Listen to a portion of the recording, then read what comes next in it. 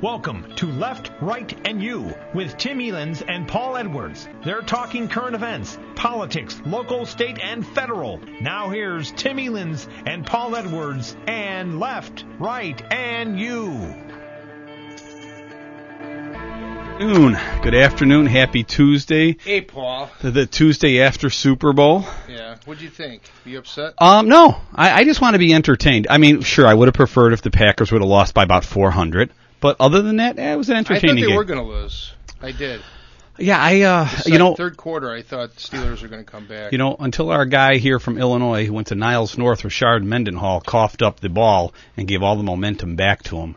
It was looking. You really watched it. It was good. It was going good for Pittsburgh. So, anyhow, I was watching the O'Reilly interview at 7:00. I kind of flipped over to President Obama, and I thought that was interesting. Did you see it? I saw a part of it. So why don't you tell us what you heard and what you thought about it? Well, let's get right to it. It was interesting because I also watched O'Reilly last night, and he was talking. One of the questions he asked him was, and I can't paraphrase what he said, but he said, "What do you think about people hating you?" And he said, "Hey," he gave good answers. I thought the president looked really good. He said, people hate me. You got to have a thick skin to get to this office anyway. What are you going to do? There's nothing you can really do about it. And then Nancy Pelosi opened up her big fat mouth. I thought she'd resign and do the right thing. And she didn't resign, and she said, well, what kind of question do you ask a president that? And then O'Reilly went to when he asked George Bush. He asked George Bush the same thing. People hated you. So I just, again, I watched the double standards with her especially coming on. I thought it was a great interview. I thought it was a really good interview. I thought he did very well. He answered the questions. They asked him about Egypt. He asked him about, I know you want to talk about Egypt a little bit. And he asked him, the guy has a lot of dirty secrets on us, basically. So what are you going to do? If we're going to go after this guy or get him out, he's got a lot of dirty secrets. I mean, Noriega had a lot of dirty secrets. Marcos had a lot of dirty secrets on us. I think Marcos had more than anybody back then. And I just think it's interesting. I don't, what? There's so many things behind the scenes that we don't even know about. We have no clue. We don't have any idea what's going on. I know that canal over there, Suez Canal is huge, and they have to protect it. But I just don't believe that the Muslim Brotherhood could just go in there and take over the canal and shut everything down and start war with Israel. I just have a little bit more faith about that. So, is that Jeff? Yes, it is. Of course. Jeff's on the phone. Before we get to Jeff, though, real quick, I was listening to, I believe it's Mike Gallagher. No, I'm sorry, Michael Savage, who's a bit of a loon. I was listening to him the other day, and he said that he felt that O'Reilly embarrassed himself, and that O'Reilly was nothing more than a shill for the president during that interview. You saw the entire interview from the beginning. What are your thoughts? No, I don't think so, because at the end, O'Reilly made it very clear at the end, I'm not here to make you look good. I'm here to bring the issues to the people. And I think O'Reilly was a little bit tougher on him than I think he was tough on him. I thought he could have been tougher, but you do have to respect the office. I mean, the guy is the president of the United States. I thought he was fair, but I thought he was tough. I didn't think so at all. I actually would have been I am. If I like you, I'm going to give you every chance in the world to go the extra mile for you. I thought he was fair, but I thought he was tough. He said, I'm here, and I thought he was going to say, hey, thank you, Mr. President, good luck. He kind of said it in the beginning, but at the end, he said, I'm not here to promote your agenda, which was pretty cool. So. Yeah, and Dr. Savage, who is at times the most right-wing guy you'll ever find, and at other times the most left-wing guy you'll ever find. He's just sort of contrarian, although, he is more conservative. But I had not seen the interview, and I saw part of it, and I thought O'Reilly was fair with him. Yeah, he was fair, and he was tough, and I remember when... The parts I saw. I think it was Chris Wallace that was interviewing... I think it was somebody who was interviewing Obama a couple of months ago, President Obama, excuse me. And he said to him, you should have been tougher on him. And I thought O'Reilly did exactly what he said a couple months ago. He was tough on him. But again, you have to respect the seat. The man is the president of the United States. He is our leader. Absolutely. So. Jeff, if Jeff's with us, Jeff, did you happen to see the interview with Bill O'Reilly and the president? No, but I heard enough about it. Well, what are your thoughts of what you heard? Well, I saw bits and pieces of it, at the night, in the middle of the night when it was replayed over and over. It was good. Well, here's my take on it. You know, I don't really care because, honestly, you know, I think most people out there are getting tired of the O'Reilly factor and the Glenn Beck factor and the Rush Limbaugh factor and God knows how much, you know, Rachel Maddow, because all they are... Those are like separate ends of the world. Hey, what do you think about Chris Matthews being concerned that if Egypt goes to the Muslim Brotherhood that we're going to lose control of the Panama Canal? You know what? The Panama Canal. That's what he said, I swear to God. No, I believe that. He did. Chris Matthews, you know, guys, they're a bunch of hotheads anyway. They're trying to sell something, guys. And I think most people know that. Because I don't know, honestly, too many people... Well, you know, Jeff, this is Tim. Let me interrupt you for a second. One thing they forgot to say that he did ask President Obama what he thought about Fox and what could Fox be doing better. And President Obama made the statement kind of along what Jeff just said. You know what? Give facts. Give facts to people. Don't slant things certain ways. Come out and tell the truth. And I thought it was very. And good. You know what? I think the president needs to follow his own advice. Okay. That's what I try to do to bring the facts out. I'm just telling, and I'm saying, don't listen to me. If you want to find out information, there's all kinds of stuff out there for people to find out. The problem is I firmly believe, in my opinion, the Americans in truth are lazy butts. They don't want to find it out themselves. They'd rather. That's positive. We've turned into a society of let's vote for American Idol. We get more votes for American Idol. Probably true. Jeff, but you could vote multiple times on who piddled in your Wheaties this morning, man? You're in a bad mood. Well, no, I mean, I'm just saying it's the truth, and you don't have to look far to figure it out. I mean, I'm told that I don't know what I'm talking about, that I'm full of it, hot air and whatnot. But you know what? I've gone and done the research, and I'm not going to give people the information. Go find it yourself, because if I give them the information, guys, they won't believe it anyway. So most Americans, they've got to learn to look it up before they vote, and they won't do that. So we'll end up with the same.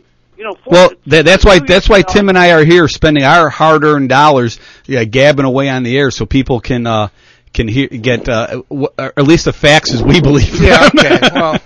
Hey, you know what? I want to ask you about something that the president did say, and he did talk about that discretionary spending and earmarks makes up less than 12% of the money that gets spent by the federal government, and that the majority of it, and he used the word, is towards entitlements. He said Medicare, Medicaid. Well, he used the word entitlements, and he said Social Security, Medicare, and Medicaid. Right. And I got to tell you, I got a little problem with him calling Medicare, Social Security, and Medicaid, lumping them together as entitlements. Where this train is going, yes. Because Social Security, for the most part, and Medicare are things that the people have been working and paying into their entire working life. So when you get to be a senior citizen and you've worked for 40 years, you've been paying Medicare taxes, you've been paying Social Security. Let me finish this.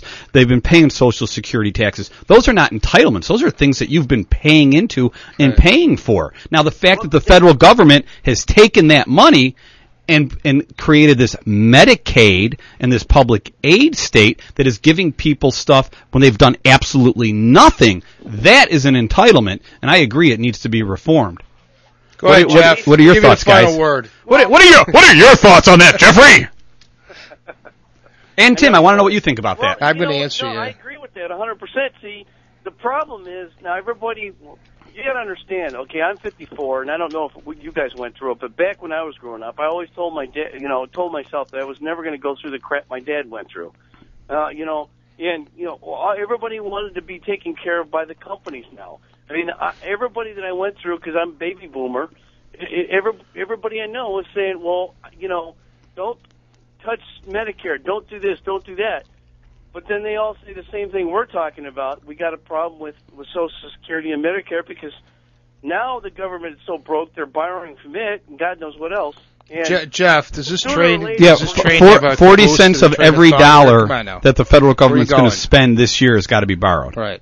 Yeah. But Tim, Jeff, hold on a sec. Tim, why don't you? About that? You know what? It's a good point. I didn't think about that. So you're basically you're kind of saying what Al Gore tried to say is he's going to put it into a box and lock the box with the key. No. I have a solution for the whole thing. Here, Here's the deal. Okay. Hold on. Wait. Let's have a drum roll there. We want to hear the solution to all the world's problems, according to Jeff. You have a drum roll there, Dave? No. Come on. I was hoping we get a nice sound effect for it. I love you guys. But come on. All right, Jeff. Go ahead. All right, Jeff. Ramp it up because we're going to move along. No. Here, I think everybody needs to start taking some out and start putting it into IRAs and other things other than just relying on a company to take care of you and Uncle Sam. Because the reason is I say this because my wife is with her company. She's been with this company 33 years, and slowly this company is taking more and more of this stuff away from you. They're not doing what they used to do. And it's not just my wife. A lot of my friends that are in the corporate world are starting to get stuff axed. And it isn't just that, it's other places. The same thing with some of the unions. Now they're taking more money out and doing things. Others. The point is people have to be smarter with their money and not rely on Uncle Sam so much. And I in general, I think that's basically the whole thing with the whole country, with everything. I don't know why everybody seems to want the government to take care of you when it's always screwing up somewhere. See, I believe in the Darwinism form of government. So, okay, all right, I love Jeff. you guys, and I love your show. Thank you. We love you calling in. Thank you. I hope you get more callers than my big mouth. No, you're all right. okay. Thanks, Jeff. All right, guys. Talk to you soon. But only the strong survive. And that's in a nutshell. That's what he's talking about. He's saying people need to be more personally responsible. But I wanted to get back to my question that I sort of posed about when the president said we need to address the entitlement reform, which I agree with 100%. I have a little difficulty lumping Medicare and Social Security in something that people have paid into with Medicaid, which people have not paid into. It's a good point. It should be a separate budget item, is what you're kind of saying. It should be a separate thing because you're paying into it. It's an insurance policy, essentially. It's a very good point. I didn't even think about that. I did see that part of when he spoke about that and didn't think about that. Then the argument will be that you should raise the tax. You should raise it. I was actually kind of surprised that they lowered the Social Security contributions by 2%. I thought that was a little... because they keep talking about how broke Social Security is. Yeah, well, they did that to give the states leeway to raise their state income tax, and that way it would look transparent. They also just said that in order to help states raise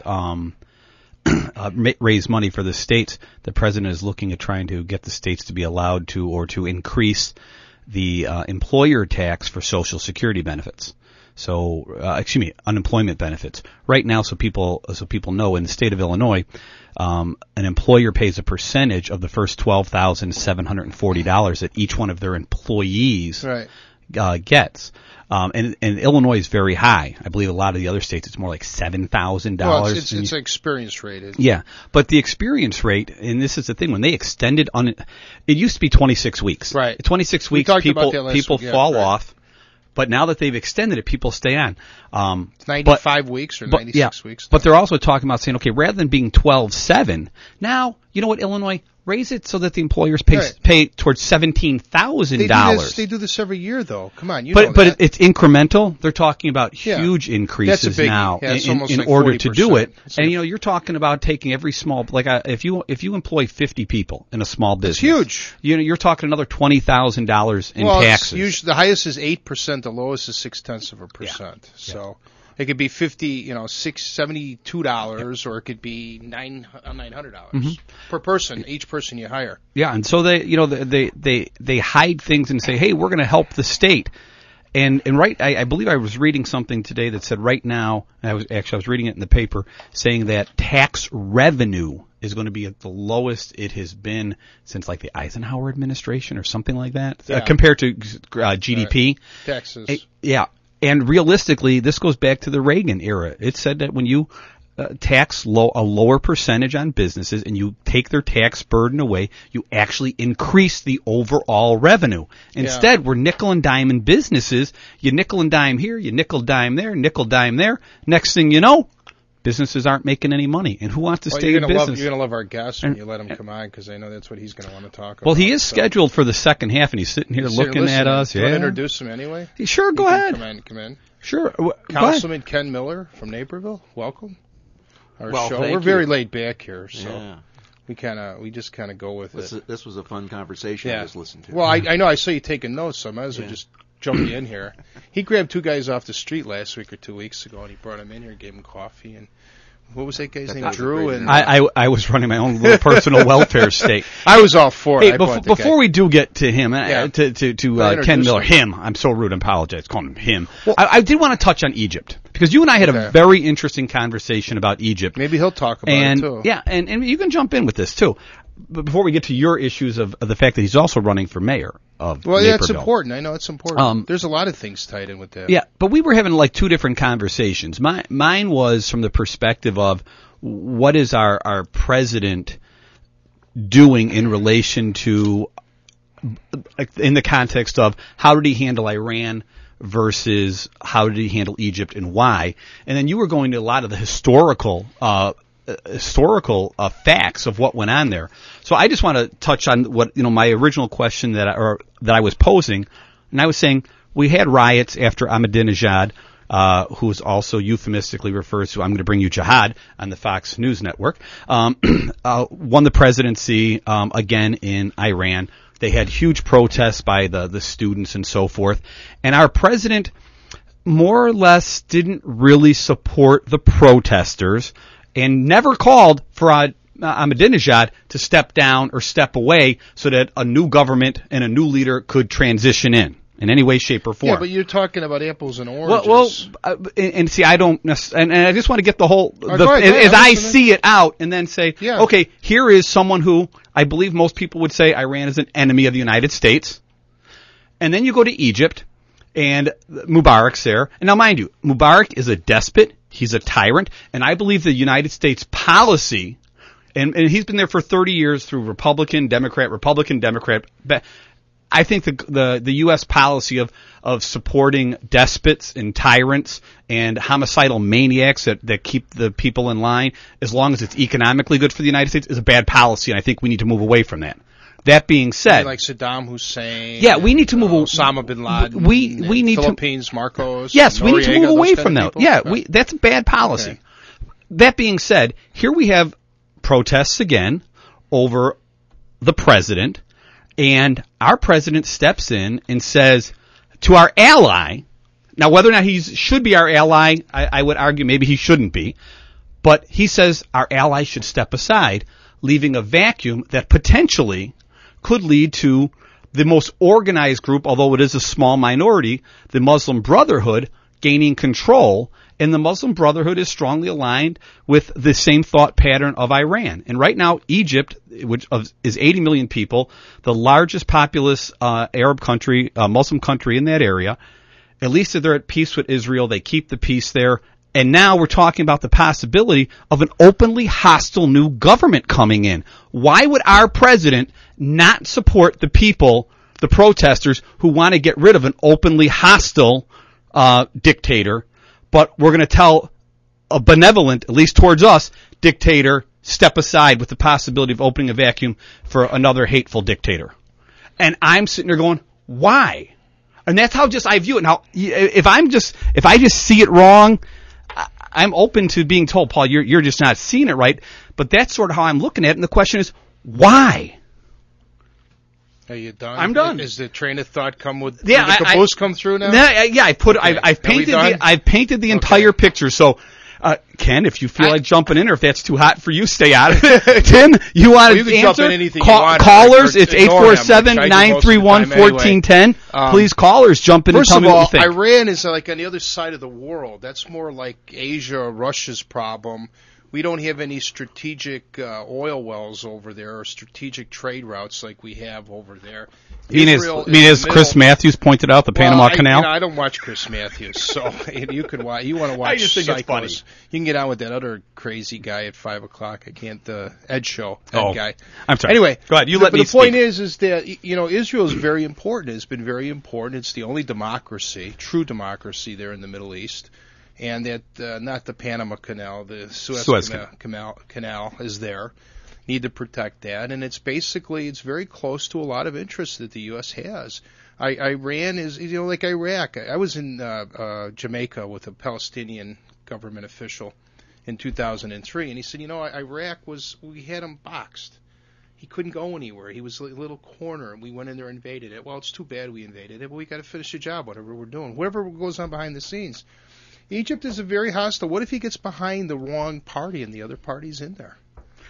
But once again, my question is, why does he tell Mubarak, who is our ally, at least he go, and mind you, I would argue that we should get rid of all despots. We can't. But we can't. No. So if he's our ally, why is he telling our ally to step aside, but he didn't tell our enemy to step aside? Yeah, he did. No, he didn't. He said, I can't tell him to step aside, but we need to transition to a new leader. I believe what he said. Paraphrasing. You want to get a court reporter, stenographer in here, and just we could repeat. Can you play that back, Dave? What he just said? he just said. That's what Obama said. You said no. You said he did. He didn't say it. He didn't say that exact. He said I can't tell him to, but he needs to. You know, Councilman, I always wanted, if I ever could have my wish, I always wanted to sit with the new president, with the old president. When Barack Obama sat down with George Bush after the election, and George Bush said, here's what's really going on. Here's why we invaded Iraq. Here's why we invaded Afghanistan. And here's what's going on in South Korea and Iran. I mean, there's a lot of things that we don't know. A lot of things that our elected officials, congressmen and senators, they don't know. Only the president knows, and only a handful of people know. There's a lot of things that happen. Well, that's all I wanted to say. I'm just saying, to a dumb, ignorant guy like me, it appears that our president is backing our enemies and turning his back on our allies. That's what it appears to me. And I'll throw in that I think some of the problem was that we didn't have a strategy. There's a good point. That's a very good point. He had three different things going on of he should leave, you should leave him in, you should let the protesters have their way. And I think he's finally coming to a conclusion now. But for a couple of weeks now, we've gone through this not knowing exactly what our strategy is there. But this just happened in Tunisia the week before. You should have been prepared. I'll grant you that. And then once again, I think if you could take Egypt and put it in a vacuum, I don't have any problem with what's going on. But when you compare it and contrast it to what went on in Iran, it's like, wait a minute. We can't have another one with 80 million people. It's just Good like point, it's just like, wait a minute.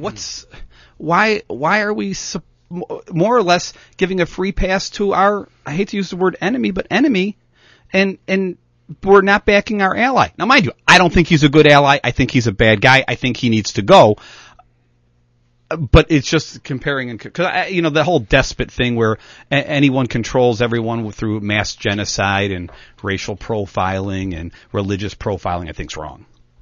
Yeah, but the problem is in the Middle East, you only have one democratic nation, which is Israel, and the rest are all run by despots. And Tim, when I brought this up to you, you started going a little bit into the history of maybe Israel and how it came about, and I found it a bit fascinating because I really didn't realize that was how it came about. My view, if you want to share a little bit, it might be a little bit. I was a little bit more blunt with you, but Israel's been around since 1946, 45, 40, somewhere around that time, right after World War II, and the unpopular view might be that when they closed the concentration camps and they liberated the Jewish people, that Hitler had pretty much, it was England, and I believe it was the Allied forces that said, you know what, we're going to give them a place where they can't be persecuted anymore, and they brought them to the Holy Land because the Palestinians pretty much, there wasn't an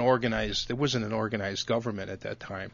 And again, I don't want to sound biased because I'm really not against anybody. But they pretty much went in there and they set up walls and they said now that Israel is now Israel. This is a state and this is for Jewish people or actually that's wrong because it's free for anybody to go there.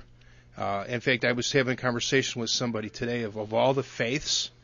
The Jewish faith is probably the only faith that doesn't try to convert anybody.